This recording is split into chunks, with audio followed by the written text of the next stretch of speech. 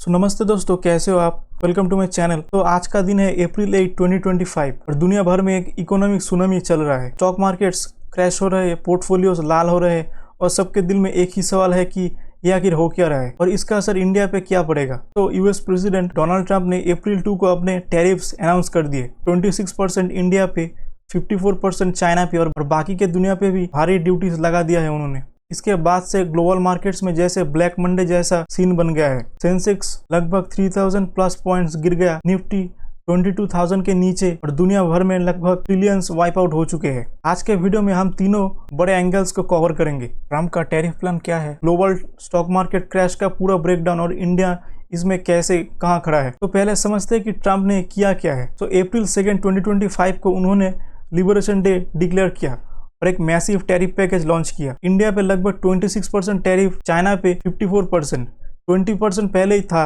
और 34% नया ऐड हुआ। वियतनाम पे लगभग 46% और थाईलैंड पे लगभग 36% और यूरोप पे भी 20%। ये टैरिफ्स अप्रैल 5 से इफेक्ट में आ गए। चाइना ने तुरंत रिटेलिएट किया, 34% ड्यूटीज उन्होंने भी यूएस के गुड्स पर लगा दी और ये अप्रैल 10 से शुरू हो जाएगा। तो ट्रम्प का लॉजिक क्या है? उनका कहना है कि यूएस का ट्रेड डेफिसिट बहुत बड़ा है, लगभग 800 बिलियन प्लस हर साल, और ये टैरिफ्स फॉरेन कंट्रीज को फोर्स करेंगे कि वो यूएस से ज्यादा खरीदे या यूएस में मैन्युफैक्चरिंग शुरू करे। लेकिन यहाँ ट्रम्प का टैरिफ फॉर्मूला ट्रेड डेफिसिट पर बेस्ड है। जितना बड़ा डेफिसिट उतना बड़ा टैरिफ। इंडिया का यूएस के साथ ट्रेड सरप्लस लगभग 24 बिलियन का है, जबकि चाइना का 300 बिलियन प्लस।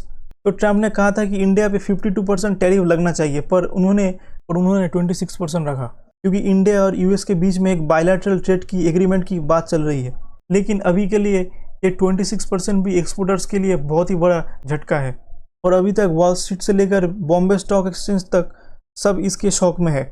गोल्डमैन सैक्स ने यूएस जीडीपी ग्रोथ फोरकास्ट 2025 के लिए 1% से घटाकर सिर्फ 0.5% कर दिया और रिसेशन प्रोबेबिलिटी 45% तक बढ़ा दी है। और जेपी मॉर्गन ने तो ये भी कह दिया कि 60% चांस है रिसेशन का। अप्रैल 2 को अनाउंसमेंट के बाद से मार्केट ने जो गिरावट देखी है वो हिस्टोरिकल है। अप्रैल 7 को एक ब्लैक मंडे जैसा दिन था, उसमें नैस्डैक 5.8% से नीचे, ऑलमोस्ट 6 ट्रिलियन का मार्केट कैप एक हफ्ते में वाइप आउट हो गया। एशिया में भी सेम हाल है। जापान का निक्केई 225 7.8% से गिर गया। यूरोप में जर्मनी का डैक्स 5.3% और यूके का एफटीएसी 4.1% डाउन। और इंडिया में भी यही कहानी है। सेंसेक्स लगभग 73,000 पे क्लोज हुआ और 2000 पॉइंट्स या 2.95% की गिरावट के साथ, और निफ्टी लगभग 22,000 पे आया, 700 पॉइंट्स या 3.24% डाउन। ये 10 महीनों की सबसे बड़ी सिंगल डे फॉल थी। इन्वेस्टर्स वेल्थ में लगभग 14 लाख से 20 लाख करोड़ का नुकसान हुआ एक दिन में। टाटा मोटर्स 15% गिर गया 5 दिन में। टाटा स्टील भी 15% डाउन। ये दोनों यूएस मार्केट्स पे बहुत ही ज़्यादा डिपेंडेंट है और टाटा मोटर्स का जैगुआर लैंड रोवर मतलब जेएलआर यूएस एक्सपोर्ट्स बंद कर चुका है टैरिफ्स की वजह से। मिड कैप और स्मॉल कैप इन्वेस्टर्स का हाल तो और भी ज़्यादा बुरा है। कई लोगों के पोर्टफोलियोज लगभग 100 से 50 पे आ गए। तो दोस्तों, ऐसा क्यों हो रहा है? तो इसके 3 बड़े रीजंस है, चलिए इसको समझते हैं। पहला है ट्रेड वॉर फियर्स। चाइना के रिटेलिटरी टैरिफ और ईयू के काउंटर मूव्स ने एक फुल ब्लोन ट्रेड वॉर का डर पैदा कर दिया और ग्लोबल सप्लाई चेन डिसरप्ट हो रहा है। नेक्स्ट है recession panic. US Fed chair Jerome Powell ने कहा कि ये टैरिफ लार्जर देन एक्सपेक्टेड है और इन्फ्लेशन और ग्रोथ पे बुरा असर पड़ेगा। इन्वेस्टर्स सेफ हेवन जैसे गोल्ड और बॉन्ड पे शिफ्ट कर रहे हैं। नेक्स्ट है अनसर्टेनिटी। ट्रम्प का कहना है कि sometimes you have to take medicine to fix things, लेकिन मार्केट को यह दवाई पसंद नहीं आ रही है। यूएस मार्केट्स आज रात खुलेगा और अगर वहाँ भी गिरावट जारी रही तो कल इंडिया में और लाल दिखेंगे। लेकिन एक बात इंटरेस्टिंग है, इंडिया का सीन थोड़ा यहाँ अलग है, तो चलो इसको डिस्कस कर लेते हैं। आपको पता है दुनिया भर में मार्केट्स लगभग सभी जगह 10-15% गिर रही है। इंडिया का निफ्टी सिर्फ 5.5% डाउन है। सेंसेक्स भी लगभग 3 to 4% के आसपास गिरा है, जबकि हैंगसेंग 15% और निक्केई 10% नीचे। तो ऐसा क्यों? क्योंकि इंडिया की इकोनॉमी का एक बहुत ही बड़ा एडवांटेज है। हम यूएस पे इतना डिपेंडेंट नहीं है जितना चाइना या वियतनाम है। हम लोग ट्रेड के लिए यूएस पे इतना डिपेंडेंट नहीं है जितना चाइना और वियतनाम है। तो डेटा देख लीजिए थोड़ा। इंडिया का यूएस एक्सपोर्ट जीडीपी का सिर्फ 2% है। कंपेयर करो वियतनाम का 30% प्लस, चाइना का भी 20% प्लस।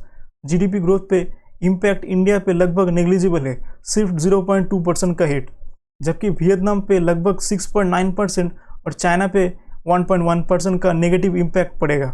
फाइनेंस मिनिस्ट्री का ऑफिशियल ने रिटर्स को बोला कि अगर ऑयल प्राइसेस $70 पर बैरल से नीचे रहे तो इंडिया अपना 6.3 to 6.8% FY26 growth target hit कर सकता है डिस्पाइट ग्लोबल कैओस। तो अगर इसको सेक्टर वाइज हम लोग ब्रेक डाउन करें तो ट्रम्प ने फार्मास्यूटिकल्स पे कोई टैरिफ नहीं लगाया। इंडिया लगभग 14% एक्सपोर्ट यूएस को करता है इस सेक्टर में, इसीलिए निफ्टी फार्मा 5% अप था, जबकि बाकी इंडेक्सेस गिर रहे थे। नेक्स्ट है ऑटो सेक्टर। जैसे कि आपको पता है टाटा मोटर जैसे स्टॉक को झटका लगा बहुत बड़ा, क्योंकि JLR के यूएस शिप में रुक गए हैं।